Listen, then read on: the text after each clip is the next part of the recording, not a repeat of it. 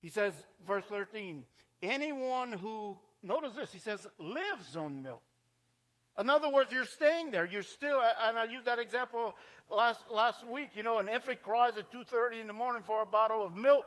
But if you got a 35-year-old that cries at 2:30 in the morning for a bottle of milk, you need to slap him in the side of the head and say, hey, grow up. They're stuck. So he says, they live on milk being still an infant. And he's saying they're still an infant, but yet they should be graduates teaching. He says, and this is what he says, they're not equated with the teachings about righteousness. Notice when we were in Matthew 28, 19 and 20, it says disciples baptizing them and what? Teaching them. They never got to that part. They never went that far. They never went to the teachings about righteousness, which is about the way you live. He says, but solid food is for the mature, who by constant use have trained themselves. It doesn't come automatic.